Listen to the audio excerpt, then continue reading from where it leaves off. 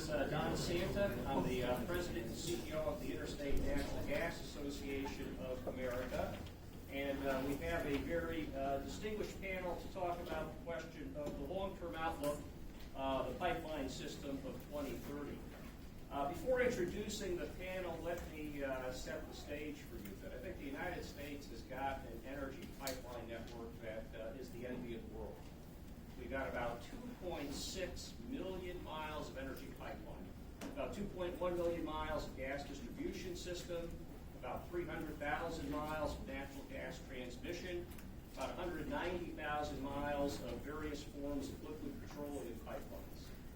And it's this pipeline system that really makes it possible for us to enjoy the benefits of our energy abundance. It's that which gets this energy to consumers, gets it to industry. As you know, increasingly for natural gas, there's the relationship with electric power generation, where gas has done so much. So clearly this is a big part of our energy infrastructure and provides tremendous benefits to our nation. It is a huge advantage. By the same token, pipelines have become controversial. In many cases, due to our energy abundance and where that energy is located, pipes are being built in areas where, at least in recent history, there hasn't been much energy infrastructure construction. That certainly creates issues for landowners and communities. Also, we've got the fact that all of this is against the backdrop of the bigger energy debate that I know has been talked a lot about today in terms of our transition to a cleaner energy economy. And where does natural gas, where does pipeline infrastructure, where does energy infrastructure fit within that context? So clearly there are lots of it's an interesting time for the pipeline industry in terms of both the opportunities and the challenges that we face. We've got a great panel here with us this morning to talk about that, and I'll start immediately to my left. We've got the Honorable Alex Hergott, who is the Executive Director of the Administration's Federal Permitting Improvement Steering Council. Next to Alex, we've got Mike Catanzaro, who is the President and Chief Policy Officer of the CGCN Group. Next to Mike, we've got Richard Averitt, who's from Nelson County, Virginia. He is an entrepreneur, businessman, and probably most important relative to this conversation, a landowner. Next to Richard, we've got Joe Blum. Joe is the President and Chief Executive Officer of Colonial Pipeline. Next to Joe, we've got Karen Harbert, who is the President and CEO of the American Gas Association. Next to Karen, we've got Stan Horton, who's the President and CEO of Boardwalk Pipeline Partners. And then finally, but not least, we have got Dina Wiggins, who is the President and CEO of the Natural Gas Supply Association. So let me start out with this question for the panel. To what extent will the nation's energy pipeline network, that is natural gas, crude oil, refined product, and NGLs, look different in 2030? How might it be configured differently? How might it be utilized differently? Let me start with Stan Horton on that, since Stan has seen a lot in terms of the pipeline industry, in terms of the evolution of from shortage to surplus to shortage back to surplus, the role that pipes have played. So Stan, why don't you give us your perspective on that, and then we'll work our way through the panel. Yeah, I'd be glad to. I wrote down just a couple of things that pipelines are facing today that maybe in my career we haven't faced before. We've got the grid resiliency that you heard today that would take away some natural gas demand. We've got the renewable mandates that are sitting out there. We've got judicial attacks on eminent domain, whether pipelines can actually condemn state land. We've got a ban on fracking that's been proposed by one of the a couple of the Democratic candidates. And we've got a Senate bill that says it can't build compressor stations if the natural gas is going to be used for export. So those are just some of the things that we've got to overcome if we're going to continue to build pipelines in this country. And I think we will. And the reason I think we will is because we have an abundance of supply that needs to get into a market, both a domestic market that's growing and an international market that's growing. I looked at some statistics the other day of just the LNG market, And with the first round of build-outs that we're having, I think that's about 10 BCF a day. I think there's about 5 BCF a day that of new exports that have been already FID'd, and I think there's 10 to 11 on the next wave that people are marking that are a problem. Those pretty close numbers, man? Pretty good. I mean, she's the expert. So when you look at that, and you look at where the Gulf Coast is supply short. We need more pipelines coming from the Permian to fill that shortage. We need more pipelines coming from the Haynesville to meet that shortage. So I think you're going to see continuous build-outs. You also look at some of the pipelines that are being built today.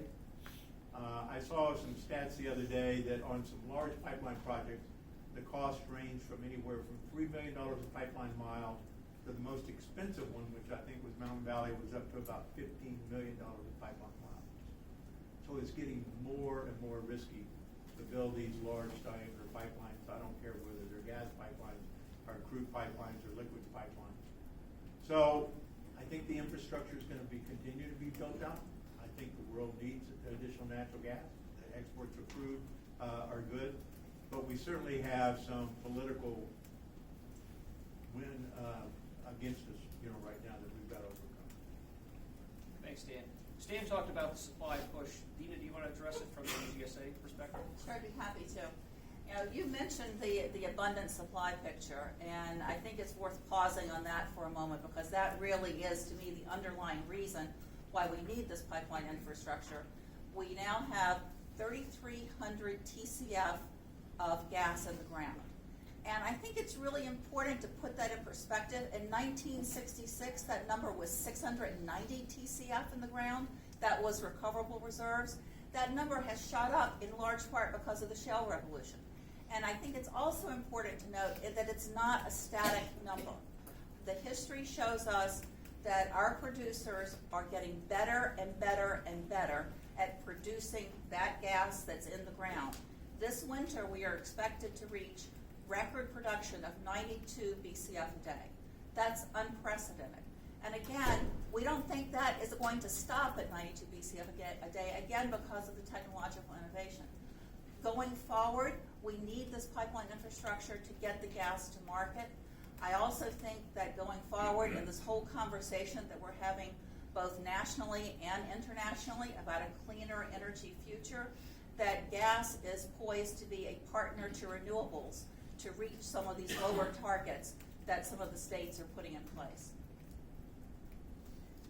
Karen, AGA represents the gas distribution companies, and so your members have got a direct connection with the homeowners and businesses who utilize natural gas. Can you talk about it from your perspective? And so Dina supplies it, you move it, and we use it. So as we're customer facing, I'm the energy optimist, always at the table, because as we look at what's changing out in the marketplace, yes, we have a lot more of it, but we're also using a lot more of it, but we're using it much more efficiently at the same time, which is a good story. So this year alone, we've added 525,000 new customers for natural gas in homes and businesses and industrial facilities. So 178 million Americans every day consume natural gas. That's more people, to put a political point on it, than voted for Donald Trump or Hillary Clinton combined. So we've got a big political party out there for natural gas. Couldn't help myself. But more importantly, as we look at adding a new customer every minute, at the same time we're matching that with investments in safety and efficiency. This industry, like no other, is so focused on making sure that their product is delivered safely and reliably. So this year alone, the distribution companies have invested $20 billion in improving safety and about $1.5 billion in energy efficiency. And what that means is we're replacing the pipe that was put in place like right after World War II to be safe so that it doesn't have any leaks, it doesn't have any problems, and can deliver gas very safely. So that's a long way around of saying we get the fact that we have to earn our right for social license to operate every day. And we're making good on that by making our system safer, making it more efficient, making it tighter, and delivering it 24/7, whether it's a polar vortex in the winter or whether it's extreme heat in the summer. Natural gas is always there, which is why there's a point of contention, I think, a little bit with our electric utilities who have a push to electrify everything. And there are places where that makes sense, but there's lots of places where it doesn't make sense too. Great, thank you. Joe, could you add the liquid pipeline perspective? Sure. I was trying to think of what Neil said this morning, how to make a bold statement here in the forum. I think, from a liquid pipeline perspective, we have a very strong future. When I thought about 2030, I kind of looked at it a different way and thought about, what would displace a colonial pipeline system where we have 40% of the market share going into the Northeast states. We carry jet fuel, we carry gasolines, various grades of gasolines, we carry diesel, we carry heating oil. And I think, as I think about 2030, our future is strong, even with our customers, and a large majority of our customers are the Gulf Coast refiners, who over the course of the last 3 or 4 years have expanded their capacity at the refinery level by 20 to 30%, now fueling the exports, rise in the exports that we see throughout the industry. The other thing I thought about when I thought about 2030 is the continual investment that we have to make, even though we continue to be the lowest cost provider of transport of these products. We are the safest form of transport and the most secure form. But, things that came up this morning in our discussion are very true to all of us in the pipeline business now, is the investment in cybersecurity and the need to do that. The investment in things like artificial intelligence and machine learning and the need to do that, continue to stay competitive and efficient in the marketplace. So, a strong future ahead of us.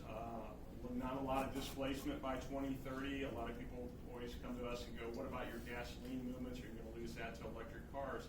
You have to remember, again, only about 2% of all car sales in the U.S. today are electric. And even if you go out to 2030, it's still a pretty insignificant number. So, strong future. Great, thanks, Joe.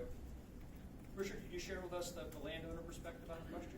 Yeah, absolutely. I think there is a strong question, and I'm mostly going to reflect on natural gas pipelines, not as much the liquid products, but I think there's a strong question, given what Bob said this morning, whether or not we'll be building any new nat gas pipelines by 2030. But let's presume for now that we are, and that between here and now, from a landowner perspective, there are at least 3 really important things that have to be addressed in order to do it responsibly and with respect for communities. The first of those is environmental injustice and environmental racism. And the fact is, as you look around the room in here and downstairs today, I couldn't count more than about a half a dozen folks of color in the room. And it's not, I don't think they were excluded. I think they're not in the industry at all. And I think that that has to be recognized, because in the natural gas environment, for sure, these pipelines disproportionately impact those communities all the time. And their voice needs to be at the table in order to build any coalition and show respect for them. Secondly, on the issue of eminent domain, I think there's a very serious question about whether eminent domain should ever be used to produce a for-profit export product. I think that's inconsistent with our beliefs around property rights. But particularly when you look at how the courts have extended the right to eminent domain to include preliminary injunctions or quick take, that collapses on landowners to be an absolute destruction of your right to due process. The very first letter I got from the Atlantic Coast Pipeline about two properties that I own, a business property and my family homestead, said they would come to our property for a pre-condemnation survey to evaluate whether or not they wanted to use our property for an infrastructure project. And if we didn't sign the letter giving them authorization to come, they would take us to court and enforce their right to do that. That's not working with citizens. That is not coming out and saying, hey, we've got a project we need to build, let's work together. And because the courts have given them the right to quick take, a landowner who cares about any issue in the easement conditions other than price, they care about the location. Hey, we need to move this away from Grandpa's grave under that old oak tree. We need to move it aside from where I want to build a daughter's house when she gets a little older. Any of those things, you must go and negotiate in advance. Because once the pipeline company gets quick take, you have no power at the table. They're going to build whatever was on that plat. And so the idea that eminent domain is only used as a last resort is a false narrative from a landowner perspective. It is used in every pipeline case if it's on the table. Because when you sit down at the negotiating table, one of the two parties can walk away with virtually no negative impact. And the other one loses everything they care about. And that's really important to acknowledge. And the last part of this, which is adjacent to that, is conditional permits from FERC. And it makes total sense to me how we ended up with conditional permits. For projects that are this big, there are a bazillion small permits, permits both big and large. But there are a handful of permits that are foundational to the execution of the project. You know, your endangered species permits, your water quality or 401 certs, your national parks and permits, etc. And to enable the taking of land, private citizens' land, and the destruction of that land at a time when those permits are still in question is really unconscionable. We end up with situations like the Hallorans in Pennsylvania, where the pipeline company, in that case I think it's Mariner 2, asked for a preliminary injunction or quick take. They received it. They waited 2 years to come cut the trees. Then they cut them all down, and ultimately they were denied the water quality permit. And so that pipeline is likely never to be built. But their sugar maple farm is decimated, and they have no recourse and will likely never get compensation of any kind. That's not an appropriate due process. So, Can I answer this one? if you don't mind?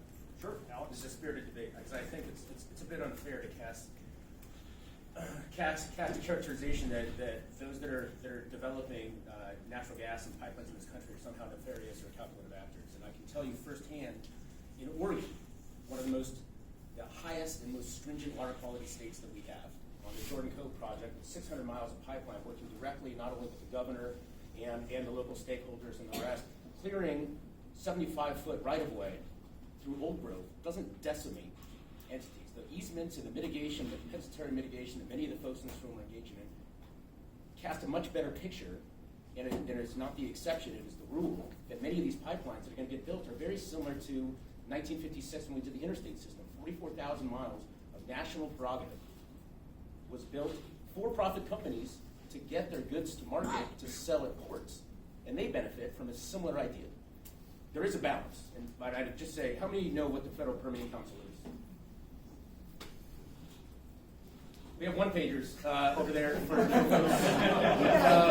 but you know, in my time at CEQ, developing the One Federal Decision Executive Order, and now with this statutorily created council that was passed by more than 90 votes in the U.S. Senate and more than like 350 in the House in 2015, what it does is it has the clarity of having 12 deputy secretaries and an executive director, which is me, my team, that provides unprecedented clarity and transparency for all stakeholders, giving the pipeline folks what they need, which is predictability in the market to reduce risk, and then bringing all relevant stakeholders to the table to address issues on the front end. And that is now being done in a way that has not been done in previous administrations. And so although there are serious questions about fair market value and the equitable nature of eminent domain and the rest, the bottom line is the pipelines are going to get built.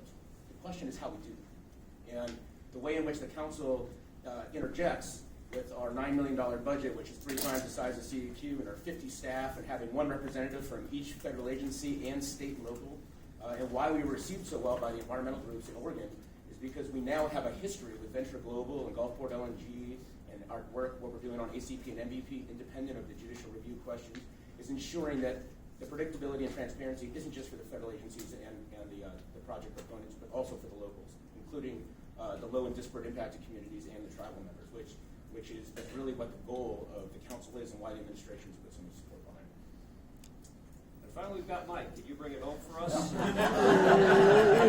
go a little different direction. I want to go back to what Stan said and what Karen said. You know, first of all, I share with Karen's sort of optimism about the future, particularly the energy industry. The energy industry in this country is incredible, I think. Particularly the natural gas industry has done a lot to innovate and grow in years. I think there's a lot to be gained from that in the future. So, but then what Stan was saying, I'm very, very concerned about as a policymaker, someone who's been in government for a long time, about the policy environment.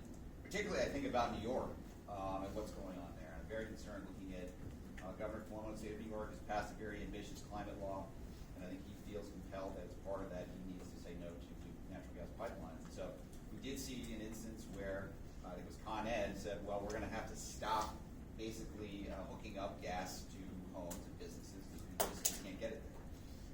And so that obviously raised significant concerns. And now Cuomo is just coming in and saying, well, I'm going to force you to do these hookups. And that's very problematic as well. And so even, I think with the administration, what they're doing and with the impending election is going to bring potentially fracking bans and all the rest. If Congress doesn't step up and fix the permitting process, I think we're in big trouble. Because again, even with the administration trying to do a lot of good things on the NEPA front, the Endangered Species Act, trying to do one federal decision for permitting a lot smart, rational thing. That's not, I mean, basically the policy environment is such that it's biased in favor of those who don't want to build things. So what happens is, with all sorts of pipelines we're dealing with now, whether it's ACP or MVP, you go to court, you go to the court circuit, you go to the DC circuit, and whether it's your greenhouse gas analysis that you're doing, or whether it's figuring out whether you have a threatened endangered species along the way, courts are going to have a say. And what we're finding is that they're remanding back to the agencies, they're vacating decisions, you have to go and you have to start all over again. And even if there's a second-term Trump administration and these reforms are finalized and carried out, then again, we're still going to have this cycle of you finalize a regulation and you go to court and you're not sure where you're going to end up. And Congress, again, if they don't step up and try to reform statutes that have been in the books for nearly 4 decades and have not been adapted to the new policy or the new energy landscape that we're in, we're going to continue to face these problems. I do think these pipelines, as Alex said, are going to get built. That's really not the question. It's just at what level of pain and cost and delay and frustration are you going to have to go through? Who bears that cost? Correct. I think consumers ultimately will bear it. Right. So, anyway. Well, we've got some follow-up questions and kind of riff on this. I think I'd prefer to open it up to all of you and see what questions you may have. What I would ask is that if someone has a question, please identify yourself and who you're with, just so we have some context. But would anybody like to put a question to the panel? Yes, sir. Yes, my name is Tom Popick. I'm from the Foundation for Resilient Societies. We're concerned about the security of the natural gas system after a wide area cascading collapse of the electric grid. And I'm hoping some of the people from the natural gas industry can talk about, if there were no electric supply to your pipelines, could they reliably continue to supply natural gas for electric generation? Yeah, I'll be glad to answer that. At every one of our compressor stations where we have some purchased power, we have natural gas backup in the event that the purchased power is not there. So you can start and stop compressor stations. All the auxiliary equipment can run on the emergency generation that we have at every one of our stations. In fact, we're also looking at one of our stations right here in Kentucky. It's our Hanson compressor station, of actually installing solar panels to offset some of the purchased power that we have at that plant. And if it works, we may do that at other compressor stations along our system. But there is backup power at each one of our compressor stations. If I could have a short follow-up. The concept of continuing to nominate natural gas for transmission into a blackout area, are there any legal concerns about liability regarding that? In other words, even if there's the technical capability to continue to transmit natural gas into an area where there is not reliable communications, are gas pipeline companies still willing to do that? You know, every molecule that moves through that pipeline has to be scheduled and confirmed by someone. There has to be a communication protocol all the way back to the producer and all the way to the end user. If you don't have that communication protocol, then gas doesn't get scheduled, pure and simple.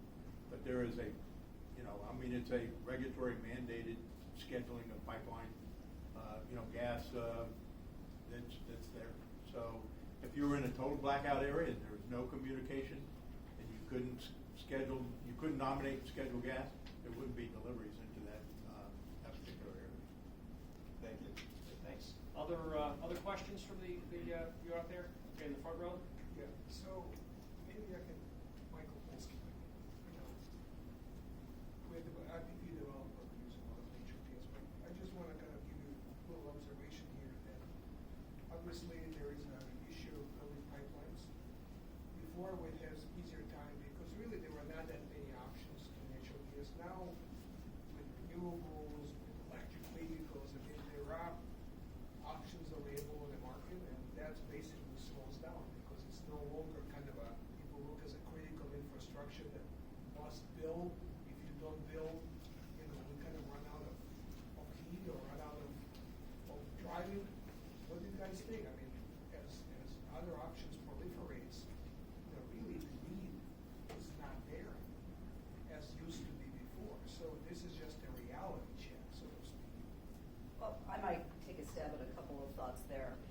First of all, let me paraphrase your question.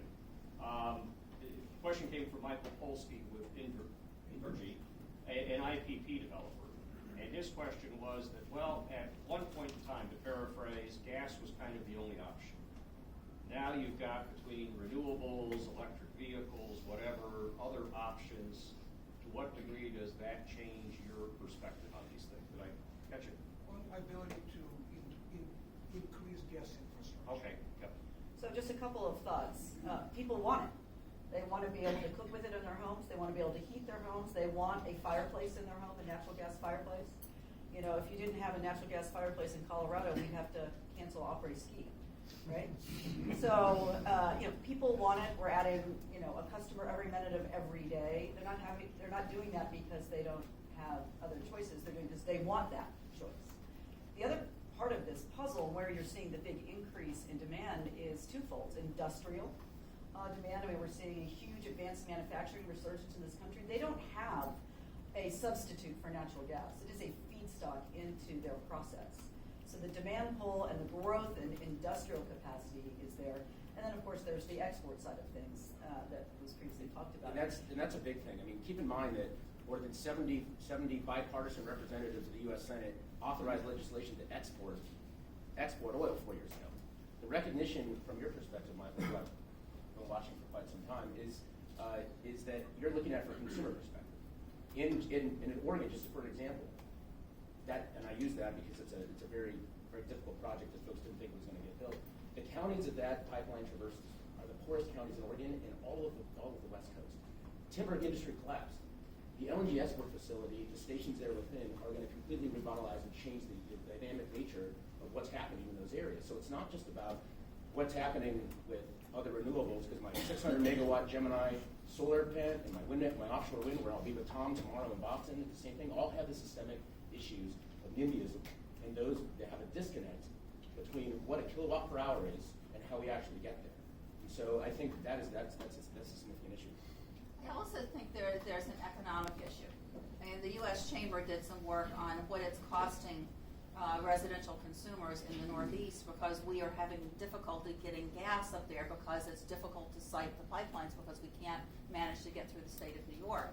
And the U.S. Chamber's conclusion was that residential electricity consumers in the Northeast are paying about 44% more than the national average, and it really is because of our difficulty in getting gas and to serve that market. So I think that part of the conversation needs to be everyone needs energy. How are we going to supply it? And there's a changing fuel mix. I understand that, but I think that natural gas is an important part, even in a changing fuel mix environment. We had a question in the front row, one against the window, and then I think we've got one in the second row here, just to people north. So, Darren? So, Darren McDonald, I'm with Gerdau. We're a steel manufacturer. One of the challenges that we're seeing as a large industrial end user, not at all of our locations, but at some of our locations in the U.S., is the availability of pipeline capacity. Although we're saying pipelines getting built, we're being interrupted more frequently. We're having trouble getting capacity. We're paying a lot more for whatever capacity we get, and that is a direct cause of delays in pipelines being built. Of course, we have the demand from industrial and exports and power gen, and all of these things are being approved, but nothing's being done to get the infrastructure to keep up. And that's the biggest fear that we have, is that there might be in general increasing amounts of capacity, but there's pockets where it's a problem, and we're being sacrificed to support even exports, domestic manufacturing. So we need to figure out how we're going to fix that, because I don't think that's the intent, but that's a reality. Okay, for those in the back who may not have heard the question, in fact, it was Darren's with a steel manufacturer, noted difficulties of getting pipeline capacity, cost of it increasing, interruptions, and then noted that demand is increasing, but it appears as if the ability to build infrastructure to keep up with it, the delays, would have a cost. I mean, where can you say are you experiencing these delays and other things? What part of it? Virginia, North Carolina. Okay. Yeah. I'd love to speak to that for just a minute and make a couple of comments. Darren and I had a great talk yesterday, and I as a capitalist entrepreneur, I fully empathize with that problem. And yet, that problem is a problem driven by profit motives for private industry. And I think that it is not the appropriate policy approach to take citizens' land that is either within business entities or private homesteads and family farms, so that the steel mill can have the gas that it needs, if that is done outside of the free market. So the use of eminent domain in that construct is inappropriate. And the fact that we have a shortage is as much driven by the fact that we are exporting a huge amount of natural gas outside of the country than it is that we don't have enough gas available. And so, and Alex, I want to comment. I did not state that the actors who build pipelines are nefarious. But I pulled up the INGAA commitments to landowners, and I can tell you that this document is not what happens on the ground for landowners. And so, I can't judge intent from the pipeline builders. What I can judge is the impact in my community, in the communities around the MVP, and the other pipeline folks that I'm talking about. And in terms of decimating, in the particular case I was talking about, the Hallorans owned a sugar maple farm. And the pipeline cut down 500 sugar maple trees to put in the pipeline. That is clearly decimating that family business. There's just no way around that. And that, to me, is taking from one business to give to another business. And that's problematic. We have to address that from a landowner perspective. And I agree, but we can't have the debate with the extremes. The reality is that our number one export by volume in this country is cardboard and paper. What's actually producing the GDP? These companies and the rest that are building these facilities and the bipartisan recognition that oil and LNG exports are a way in which we can harness our energy revolution, and then we can build back a base of export in this country that will allow for the economic disparity across that you referenced. That's where we get the inputs, the economic inputs. So there has to be a balance, right? We can't have a situation where the debt and equity cost of pipelines is 14%, where it used to be 6%, because the regulatory uncertainty and the fact that it's sue and settle, and the fact that judges are making science-based decisions on pipelines are creating an adversarial world in which pipelines are pitted against the regulators and pitted against the stakeholders. That doesn't need to be that way, but that's been the narrative. And so we have to be very clear about striking the balance. I just want to make one comment about the export issue that was embedded in part of that conversation. Yes, it's true that exports of natural gas, LNG, are rising. But I think Stan, Meg, it's like 8 BCF, somewhere in that range, 8 BCF a day. That is still a fairly small percentage of what we're using in this country every day. So I don't think that if we're going to have a conversation about building pipelines and all, I don't think that looking at that very small percentage and blaming, if you will, the LNG exporters on any of these other difficulties is appropriate. So we've got, 3 more questions, and we're running short on time. It's going to kind of go to a lightning. We got time. 4 lightning round here, but anyway, we've got the gentleman against the window. So I am a native Oregonian, born and raised. I live in rural Oregon. I am an affected landowner, so I do realize I have my argument before the commission, so be careful with that. But in Oregon, we did do polling on LNG exports and pipelines in all 5 districts. In the most conservative parts of the state, mostly Republican, took issue with exporting gas and property rights. So I guess my question to you is, and I know Coos Bay, I grew up, I go crabbing and fishing, I know those people. Even in that particular town, it's about 50-50. And we've been around for 15 years without ever having a precedent agreement for offtake. We think that's too long. We think local people should be listened to as well. So just to ask you to respond. Sure, and obviously it's a very complicated project, and that's why the governor of Oregon is on the fence and hasn't come out against it. Ultimately, the 401 will be her decisional document, but the bottom line is this. There were two different stories on that project. There was the first iteration with Williams and the rest, and then there's with different alignments that were far more complicated and then there's the new alignment in which they've already locked up 98% of the landowners. And although individuals that have the signs out that say no LNG, it's not about the nature of how they were affected as landowners. It's about a philosophical opposition to carbon-based exports. That's a different policy position. For me, I have Clydesdale blinders on. The process is the process is the process. And as long as it's followed based on what the law explicitly states and with the delegated authorities of the states, with the Clean Water Act obligations, it's important to recognize that those decisions in that forum needs to happen, obviously. But that project that's happening now. I know, I appreciate that comment, and I agree with that. I think the state is doing a great job in the regulation for it. But I do say those numbers on private landowners, we're in contact with every landowner. Yep.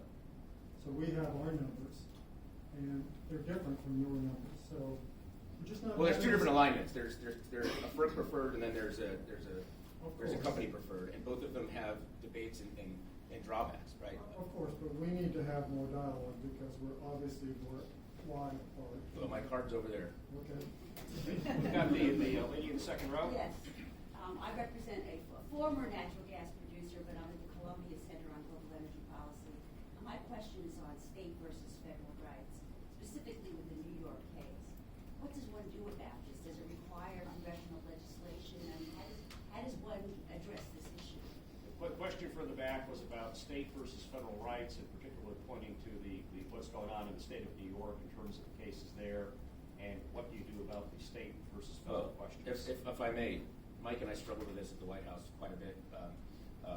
But the deal is, cooperative federalism will work. You can't usurp the innate rights that states have and the delegated authorities and the unique nature of the way in which they, based on the law, are comporting requirements under the Clean Water Act with the unique nature of the state. What we can't have is individuals using these delegated authorities as rhetorical tools to object to projects, not on the basis of the Clean Water Act, but using a tool. And that has happened, right? And that is the regulatory risk that I talked about that is driving up the uncertainty of whether or not inducing additional investment in pipelines to address capacity. There is a balance. There's a balance. And what it takes is early stakeholder engagement on the front end, where the state is a voluntary cooperative entity on the front end, and the roles and responsibilities and the requirements there within are established on the front end, not on the back end, where they have 60 days to review a permit and have no choice to deny it, or in many cases with Millennium Bulk Terminal, deny it with prejudice based on policy grounds. You can't have that. So you can either write a law that usurps cooperative federalism, which is not ideal, and which likely would never pass in the House or the Senate, or we can adjust our regulations and our handbooks in the way in which we coordinate the states on a delegated authority, which up until recently was working perfectly until it was used as a tool to object to natural gas markets. Well, sorry. I was going to say, I don't think it's been worked. I don't think it worked perfectly, but it certainly worked to an extent.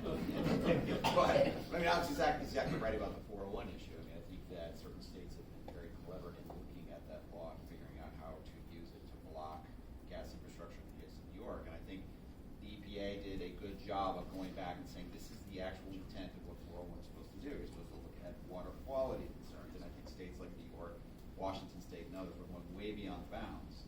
EPA is trying to set that right again, but as I said before, they're going to get sued on that policy. And so I think eventually this could find its way to the Supreme Court, but that could be years from now. And it'll depend on administration about what their posture will be and how they're going to fight that case. So to your extent, the question, how do you fix it? It has to be Congress. I sound naive when I say it, because people say Congress will never do it. But again, we have this misalignment in our system right now, where you have statutes that are governing the permitting process that were passed in the 1970s. And they haven't caught up with the fact that we're undergoing a shale gas revolution in this country. And we have to fix that. And so if we continue to do it in this ad hoc way, and there's this shift from administration to administration, one does reform, the other sort of swings it back, and then you all go to court and try to figure it out. First of all, it's terribly anti-democratic, because you have people who are unelected in bureaucracies writing rules, and then you go to courts where you have judges who are also unelected, and then Congress, which is where you're supposed to have accountability, does nothing. And there's two issues, by the way. There's the criteria of the 401, and then there's the timing a la Constitution. Those both have to get handled separately and exclusively with each other. Comments are due today. Comments are due today. So just two sentences on the impact, because there's real impacts to this, not just to your industrial facility, but in the case of New York, with the utility being forced to say, I cannot now hook up any new customers. That means to your home, to your business. So business owners that were banking on a natural gas-fired oven for their new pizza shop had to go back and repay the loan and go somewhere else. Those 1,100 customers that they were just mandated to turn on by the governor, you know how they're going to fix that? Is they're going to turn on those 1,123 customers. They're going to cut back their supply to their industrial customers. And what are the industrial customers gonna do? Either pay more, so we pay more, or they're going to do what they are gonna do, which is they're gonna burn oil instead, and their emissions are gonna go up. So under the guise of environmental objections to natural gas, we're gonna cause the emissions in New York City to go up. I've been told we're on such a roll here, they've given us an extra 15 minutes, so. There you go. Sir, I'm gonna let y'all choose your own adventure. Toby next. Yeah, Toby Mack, Energy Equipment Infrastructure Alliance. Just doing quick math on the back of an envelope about the LNG capacity that's in the queue on the Gulf Coast, and adding up how much supply that's going to draw, and looking at the capacity of the Permian and the Haynesville supply. It doesn't seem to me that all of that gas can come from the Permian and Haynesville. Some is going to have to come from the Marcellus and Utica. And if that's the case, given the difficulty of getting the infrastructure in place, how are we going to get the gas from the Northeast to the Gulf Coast and the kinds of quantities needed by that potential capacity in the current permitting environment and the difficulty that greenfield projects, which I think it implies are going to be needed, are having getting planned and executed. Stan, do you want to start off? Yeah, I'd be glad to. It is getting more and more difficult to get Marcellus Utica gas down to the Gulf Coast. I mean, you're right about that. If you take a look at the Permian, there's 3 pipelines that have been FID. When I talk to the producers out there, some of them are predicting 3 more. There's several projects coming out of the Haynesville. Oklahoma gas is still looking for a home. There's a lot of gas that moves west and east all the way to T85 that can be diverted down into the Gulf Coast too. So I don't think the Marcellus Utica gas necessarily needs to get into Texas, Louisiana as much as it needs to get down into farther into Transco's system to serve those markets there. We've got a very resilient grid now. I mean, gas can move in a lot of different directions. Any producer that wants to talk to me, we still have about 400 million cubic feet a day of north to south capacity on Texas gas we can sell out, and that's Marcellus Utica gas coming down. So there's probably a little bit more you could do there, but I think that's going to be the movement of gas. I think it's going to be Haynesville, Oklahoma, Barnett, Eagle Ford, and one area that's sitting there that's got declining production like crazy is the Fayetteville. And there's a lot of reserves at the Fayetteville. It's a pretty non-economic play right now. You need about 3 1/4 gas in Fayetteville, but gas prices get up to that. You've got a lot of production at the Fayetteville. It's just sitting there. I mean, there's no rigs looking to get it going. Other questions? I thought I saw Vicki Bailey. Did you have a question earlier? Richard, I heard you on many levels. I heard your comments. I just take issue with those who say, at the end of the day, the pipeline's going to get built. I take issue with that on many levels too. It's going to take a fairly large balance sheet to do that. So once again, we get back to who pays. Who has the ability to have the convening power on this issue? Who can take lead on this issue? Take it out of the court system, because right now, it seems like the Fourth Circuit and others are leading on this issue other than the folks in this room. We need the gas. I'm one of those that believe we need it all, but this access to energy issue, this New York issue, that is not insignificant, what comment did. So, who has the ability to lead, be an honest broker on this? Who has that ability? And I come to this issue from the L&D side, from the pipeline side, from the regulator side. So who can help me with that question? How do I go forward and have a conversation with Richard and it not get all out of hand? And the rest of the community. So just like to hear your thoughts on that. Just to answer that, I think the issue is that prior to 4 years ago, if there was a notice of intent for a large project, you would have to have a consultant that was able to navigate the Federal Register to try and figure out what the project was even before the scoping process of looking at alignments. That is not the world we live in now. And I used the Jordan Cove example, but I was sitting down with tribal members from the Klamath tribe, sitting down with individuals from the county commissioners, the environmental community, and the states, because the convening authority that resides with this council is very similar to what CEQ would do, except I'm not just worried about NEPA, I'm worried about the 56 other permits that could be attached post a record of decision to provide the end-to-end solution. And the reality here is that where we were 4 years ago is not where we are now. And there are separate eminent domain and FERC discussions that need to be had. That is not within my purview because of the ex parte nature of FERC. But the bottom line is this. In the past, regardless of whether it's a transmission project, a solar project, pump storage, a reservoir, the issues that have not been addressed are ones that are now being addressed by recognizing that if you bring all relevant stakeholders to the front end, on an environmental justice perspective, on a mitigation perspective, then you decharge the adversarial relationship that starts from the beginning where folks are pointed at each other trying to figure out how they're going to get this thing built fast enough and are already calculating 3 or 4 years of judicial review into actually putting a shovel in the ground. That's a world that we can change. And my card's over there. So, thanks, Alex.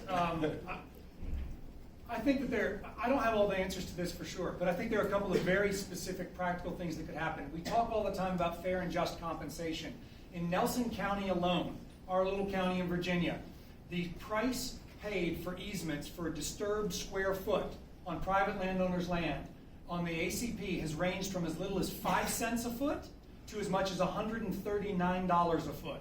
That's a 2,700% discrepancy between the two. And yes, there's divergent value of property in Nelson County, but it isn't that divergent, right? And so that calls into question the idea of what is fair and just. And who gets paid 5 cents are communities with few resources, with little access to counsel, with no idea how to work within the system. And the folks who get paid the most are the ones at the top of the ecosystem, right? And that's an injustice. That isn't balanced.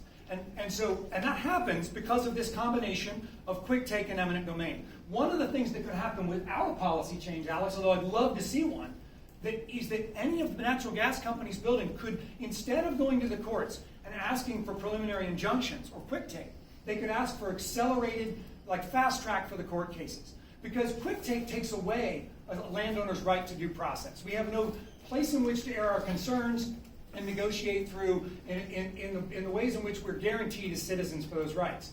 If you instead ask, so doing that is the wrong remedy for the courts. If we need to accelerate the process of building pipelines, then fast track the court cases. Give every landowner their day in court if they choose to have it. If they don't give them the right to negotiate, that's fine. We rebalance that system in a way that I think fundamentally changes the adversarial nature of the relationship. It isn't perfect, it doesn't get rid of everything, but it's a huge step forward, and it's one that doesn't require policy. It requires ethics.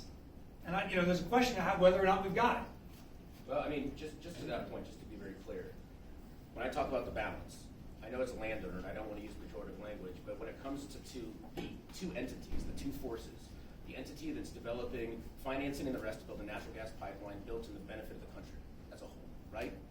Those jobs, those for-profit companies are employing people and doing things that reduce the overall baseload requirements because they're adding new capacity. Then you have a situation where I have seen firsthand the extortive nature of compensatory mitigation where there's no reasonability on that side, where the leaseholder, or in many cases the private property owner, is not being reasonable because they have policy objections to the project. So what are you supposed to do if you're putting capital at risk, you're beholden to Wall Street, you're trying to build pipelines which are in the best interest of the country, yet no one's got your back?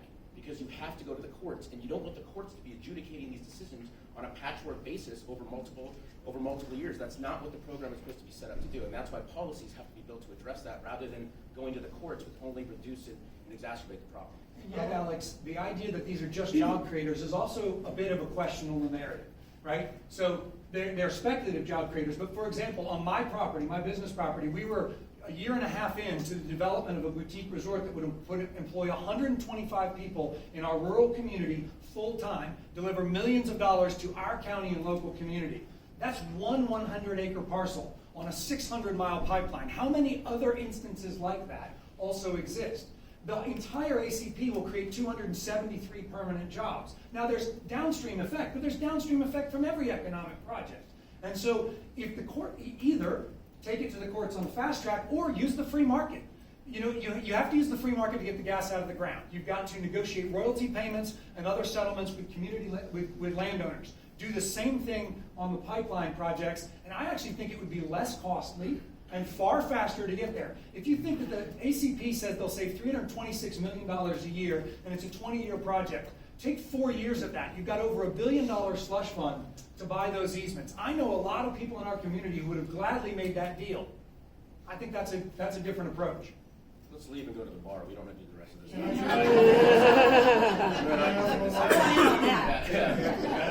Do you, Alex, I think the certificate policy statement by FERC is a good policy. It balances, has about a third of it to communities and landowners. And as Chairman Chatterjee says, we look at each project on an individual basis. And I take that within the context of that policy.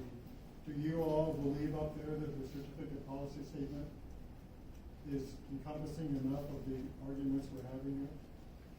I think it is.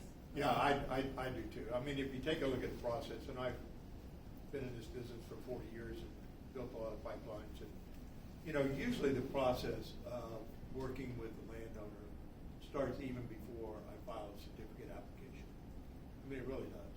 If I'm going to have a problem, I want to know about it ahead of time. Oftentimes, you can accommodate people. Sometimes you just can't. But the process allows anyone to intervene during the certificate process. I do community outreach that anybody can come to. I have to notify affected landowners. They can all show up. And I guarantee you there are attorneys that will represent the bulk of them. And they do. I've had to deal with them. Truth of the matter is, on the projects that we do, very little of the right-of-way that we wind up getting has to go through the whole eminent domain process. A lot of it is obtained even before the certificate application. I'll get a right that if I get my certificate application, this is the deal. So I think the process works. There could be times, and I understand there is with you, that it doesn't work to the benefit and to the detriment of a landowner.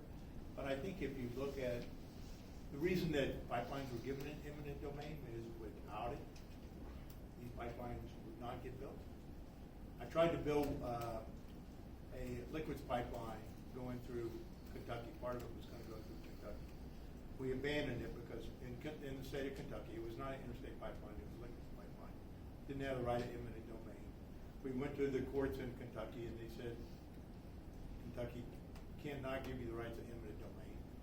And the amount of reroutes that we had to look at because landowners just made the project uneconomic. And that's what you're going to find. They're just not going to build it. Well, thanks, Dan. I think we've just about run out of time here.